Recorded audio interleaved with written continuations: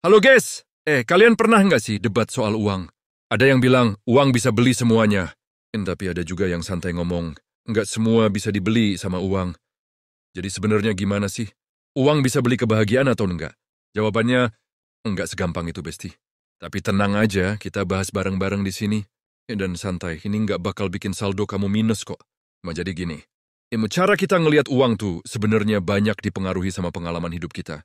Misalnya, kalau kamu tumbuh pas lagi susah-susahnya ekonomi, uang itu rasanya jadi kayak jaminan hidup.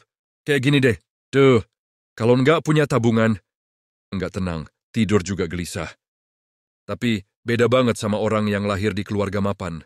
Dan buat mereka, uang ya cuma alat buat seneng-seneng. Jalan-jalan, nongkrong di kafe mahal, atau ngoleksi barang limited edition. Morgan Housel, penulis buku Psychology of Money, bilang ini tuh kayak dua orang dari dua generasi. Ada yang lahir di masa resesi besar, jadinya super hemat.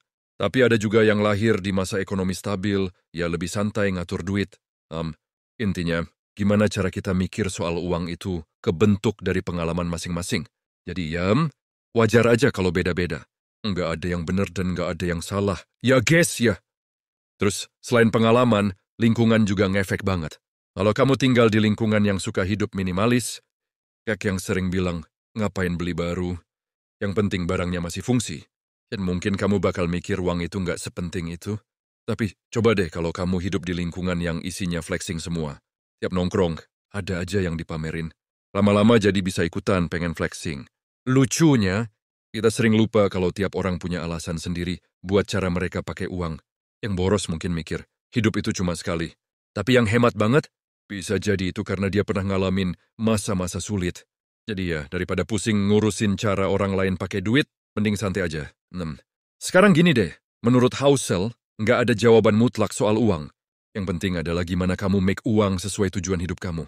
Kalau tujuan kamu pengen kebebasan finansial, ya uang jadi alat buat nabung dan investasi. Tapi kalau tujuan kamu pengen nikmatin hidup sekarang, ya nggak apa-apa juga buat pakai uangnya buat pengalaman. Jadi nggak usah buang energi ngebandingin diri kamu sama orang lain. Fokus aja ke apa yang bikin kamu nyaman dan bahagia. Ingat, uang itu kayak pisau dapur. Kalau dipakai dengan bijak, dia bisa bikin hidup lebih enak. Tapi kalau salah pakai, ya udah pasti sakit. Nah, sekarang kamu udah ngerti kan? Yang tiap orang punya cara pandang masing-masing soal uang, dan itu wajar banget. Yang penting, kamu tahu tujuan kamu sendiri dan nggak perlu terlalu dengerin omongan orang. Karena ya, hidup ini yang ngejalanin kamu bukan mereka. Tapi ya, setiap cerita pasti punya banyak sisi. Ini sisi aku. Kalau kamu?